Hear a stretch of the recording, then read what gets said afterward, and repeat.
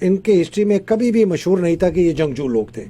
یہ سیڈنٹری لوگ تھے, فارمرز تھے, ایوالوڈ بڑی سوسائٹی تھی, انڈس ویلی آپ نے دیکھا, ٹیکسلا, یہ وہ, لیکن جنگجو نہیں تھے. تو ہم نے یہ دیکھا کہ باہر سے لوگ انویڈر آتے رہے اور یہاں لوگ ان کو ایکسیپٹ کرتے رہے. الیگزینڈر سے شروع کریں 1947 تک. الیگزینڈر کے بعد میں 710 پہ آ جاتا ہوں. محمد بن قاسم آئے, غزنویز آئے, غوریز آئے, ترکک جو سلیو ڈائنیسٹی ہے قطب الدین ایبک والی وہ آئے, خلجی آئے, تغلق آئے, لودھی آئے, پھر مغل آئے, بہت بڑی ان کے امپائر. پھر سکھ اپنے لوکل وہی بیچ میں سے اٹھے اور وہ 3 ملین سکھ نے 77 ملین مسلمانوں کے اوپر حکمرانی کی, رنجیت سنگھ, پھر دورانی, نادر شاہ دورانی, پھر احمد شاہ ابدالی, اور پھر انگریز. اور یہ آپ دیکھ لیں یہ ہمیں لے گیا کہاں سے لے کر, ہمیں جی 710 سے میں آپ کو 1947 تک لے آیا. ابھی 1757, 1799 اور 1857 3 بہت ہمارے لیے امپورٹنٹ سال ہیں.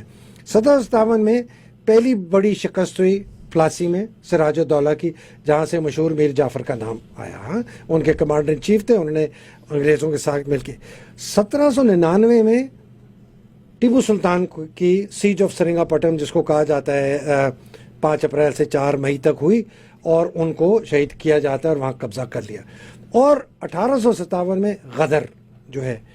اب اگر آپ ایک یہ دیکھیں کہ یہ ساری جنگیں جو ہے نا یہ ہو رہی ہیں عارفہ ایسٹ میں, یہ بنگال میں ہو رہی ہیں یا ساؤتھ میں. انڈس یہاں جو بیسن ہے نا پنجاب کا علاقہ, امن سے لسی پی کے یہ لوگ ماشاءاللہ سوئے ہوئے ہیں. لیکن جو سب سے حیران کن بات ہے وہ میں آپ کو بتاؤں, شاید پہلے بھی ذکر کیا ہوا, 1857 کی جو بغاوت ہے یا جنگ آزادی پہلی ہم کہتے ہیں, اس کے اندر جو بغاوت کی انڈین ٹروپس نے اپنے انگریز افسروں کے خلاف, ان کے اندر بیشتر مسلمان اور ہندو تھے, بلکہ for every 7, 6 were Hindus, 1 was مسلم. تو بنگال کے مسلمان, بہار کے, اڑیسہ کے, تلنگانہ کے, ساؤتھ کے اور ہندو, کہ انہوں نے بغاوت نہیں کی. پنجابی مسلم یونٹس نے, پٹھان یونٹس نے, سکھوں نے, اور یہ گورکھا جو تھے, انہوں نے بغاوت نہیں کی. یہ 4 جو ایتھنک گروپس ہیں انہوں نے بغاوت نہیں کی. اور جب 1857 کی واپس آرمی نے ٹیک اوور کیا دہلی کو, برٹش آرمی نے, 3/4 ان کی جو فوج تھی that comprised Punjabi Musalmans, Pathans and Sikhs. اور 2 ہفتے ریپ آف ڈیلی کہتے ہیں اس کو, جس کے اندر ہزاروں جو خواتین اور بربریت جو ہوئی. اس کے بعد انگریزوں نے کہا کہ جی یہ تو بین کر دو, اور انگریز کراؤن نے ٹیک اوور کر لیا. انہوں نے بین کر دی ساری آرمیز کو, ڈیزالو کر دیا. 3 تھیں, مدراس, بامبے اور بنگال. اور انہوں نے نئی بھرتیاں شروع کی. اب انہوں نے کہا جی یہ بنگالی کو نہیں لینا, بہاری کو نہیں لینا, یہ ہائی کاسٹ برہمن کو نہیں لینا, ہم نے لینے ہیں جن کو انہوں نے کلاسیفائی کیا, ہم نے لینا ہے جی مارشل ریسز. اب مارشل ریسز کی نا انہوں نے کیٹیگرائز میں 5 انہوں نے بنائی. انہوں نے کہا جی پنجابی مسلمان, پٹھان, پنجابی ہندو لو کاسٹ, ہائی کاسٹ نہیں, پنجابی سکھ اور گورکھے, یہ 5 کیٹیگریز انہوں نے کہا جی یہ مارشل ریسز ہیں. مارشل ریس کی ان کی ڈسکرپشن بڑی انٹرسٹنگ ہے. وہ کہتے ہیں جنگجو ہیں, لڑاکو ہیں. ایک اچھی صفت, باقی ذرا 7 صفتیں آپ دیکھیں. 7 صفتیں ہیں, انٹلیکچولی انفیریئر ہیں, ذہن کمزور ہے, ان پڑھ ہیں یا پارٹلی ایجوکیٹڈ ہے, بالکل ان پڑھ ہیں یا تھوڑی سی ان کی ایجوکیشن ہے, اگریرین ہے, دیہاتی ہیں, لیکنگ انیشیٹو, خود فیصلہ کرنے کی صلاحیت نہیں رکھتے, lacking leadership to command troops, troops کو قیادت نہیں کر سکتے, ایزیئر ٹو کنٹرول, آسانی سے قابو کر سکتے ہیں ان کو, اور یہ کبھی بھی بغاوت نہیں کریں گے اور ہمارے وفادار رہیں گے. یہ تھی ان کی ڈیفینیشن مارشل ریس کی. ادھر سے انہوں نے بھرتیاں کی. 1857 سے لے کر انہوں نے 1947 تک جو فوج بنائی وہ ان مارشل ریسز سے بنائی, اور اس بیسس پہ بنائی جو میں نے آپ کو بھی بتا دیا ہے. میری اپنی یونٹ 15 پنجاب, جس کو ہم بڑے فخر سے 33 پنجابی محمدنز کہتے ہیں, اسی کرائٹیریا کے تحت اس کو ریز کیا گیا تھا. میں آپ کو بتاؤں عارفہ, ایک بہت شرمناک, میں نے خود ایک یونٹ میں اس کا نام نہیں لیتا, اب انہوں نے وہ ہٹا دیا ہے. وہ بڑے پراؤڈلی اپنے میس میں اپنے بیٹل آنرز میں دا بیٹل آف سرنگا پٹن اپنا بیٹل آنر دکھاتے تھے کہ یہ ہم نے سرنگا پٹن پر ٹیپو سلطان کے خلاف یہ ہماری یونٹ لڑی تھی, ہم نے فتح کیا. یہ ہے لیگسی اور یہ ہے مائنڈ سیٹ, یہ آپ کو سمجھنا پڑے گا. 1947 میں جب پارٹیشن ہوا کوئی چینج نہیں آیا اس مائنڈ سیٹ میں, اور یہ صرف فوج کے اندر نہیں تھا. دیکھیں جی, انگریزوں کو کیا چاہیے تھا؟ 3 چیزیں چاہیے تھی جب کراؤن نے ٹیک اوور کیا. ان کا جی سب سے پہلے تو ہے کہ بغاوت پھر نہ ہو, تو سخت کنٹرول رکھو, قابو کرو کہ اس کے بعد بغاوت نہ ہو.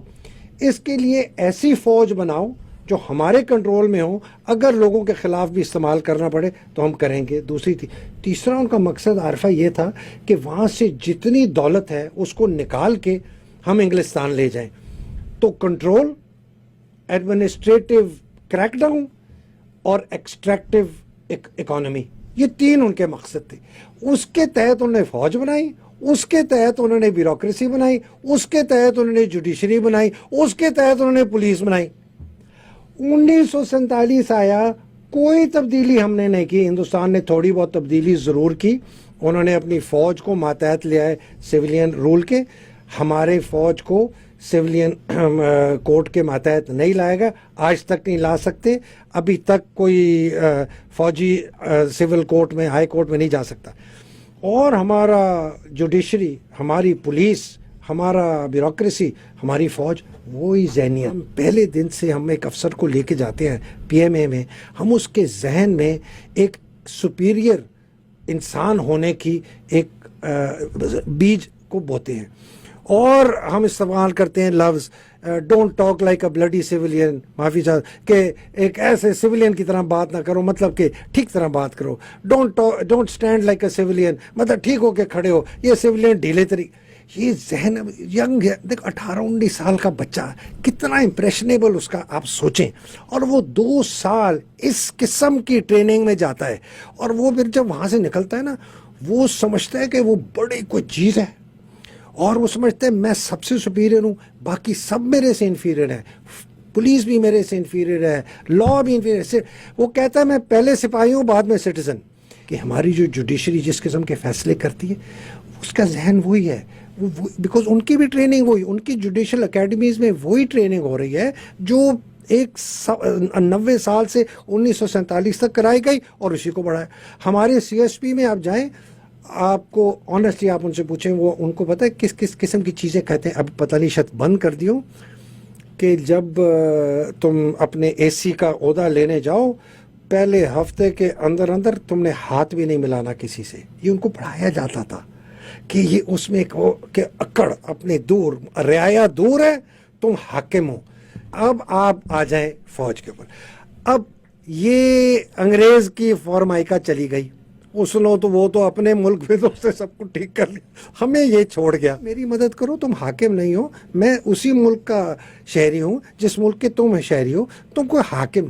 لیکن وہ حاکم کی وجہ سے وہ اب وہ ہے اپنے آپ کو سب سے زیادہ طاقتور اس میں فوج ہو گئی, چونکہ مارشل لا کے 30-32 سال. اس کی وجہ سے انہوں نے اپنے ارد گرد اور بھی ان کی جو دولت جو تھی انہوں نے اکٹھا کر دیا, ہر جگہ اپنے شکنجے پھیلا دیا. اور اب آپ دیکھتے ہیں کہ it is a state with in the state. میں اس ذہنیت سے اختلاف کرتا ہوں جو کہ اس ملک کو ایک کالونی کی طرح دیکھتی ہے, جو اس ملک کی رعایا کو ایک کالونی کی طرح دیکھتی ہے, جو سمجھتی ہے کہ میں ہر قانون سے بالا تر ہوں, میں آئین سے بالا تر ہوں. ڈنڈا مار مار کے نا بندوں کو سیدھا کرو, الٹا لٹکاؤ, مرچیں لگاؤ, کیا نہ کرو. لیکن چونکہ نظام آمرانہ ہے, چونکہ سوچ آمرانہ ہے, چونکہ رعایا حقیر ہے, ہم سپیریئر ہیں, اور چونکہ پیچھے سے ڈنڈا میرے اپنے بڑے ایک ڈنڈے والے کے پاس ہے. اب وہ کہتا ہے جی میں نے چیف منسٹر پرویز الہی صاحب سے رجوع کیا, انہوں نے مجھے کہا کہ مجھے کچھ خدشات ہیں, فیصل نصیر کا نام نہ ڈالو, شہباز شریف کا ڈال سکتے ہو, رانا ثناء اللہ کا ڈال سکتے ہو.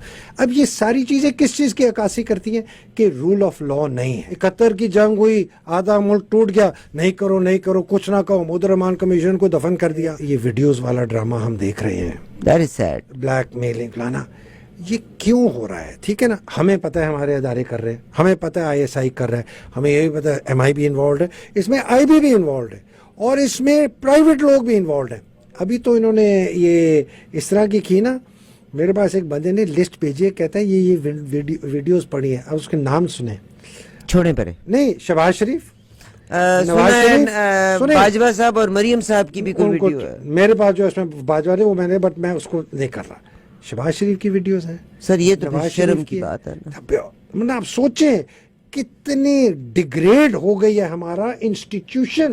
ظالم آدمی کو کمپیٹنٹ کہتی ہیں, یہ بندہ تو میجر جنرل بھی نہ بنتا. آپ بلوچستان میں تھے, وہاں بہت انہوں نے حرکتیں کی ہیں, ان کے خلاف بڑی ایلیگیشنز ہیں, بعد میں نکلیں گی. مسنگ پرسنز کیسز میں بہت بڑا ہاتھ ان صاحب کا ہے.